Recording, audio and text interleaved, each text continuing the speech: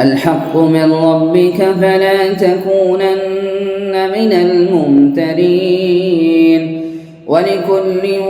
وجهة هو موليها فاستبقوا الخيرات أينما تكونوا يأت بكم الله جميعا إن الله على كل شيء قدير ومن حيث خرجت فول وجهك شطر المسجد الحرام وإنه للحق من ربك وما الله بغافل عما تعملون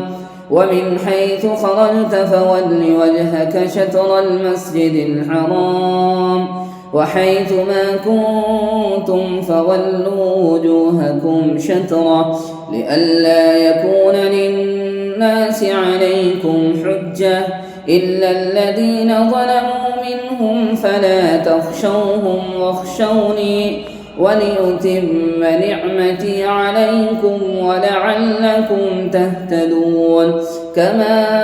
أرسلنا فيكم رسولا منكم يتلو عليكم آياتنا ويزكيكم ويعلمكم الكتاب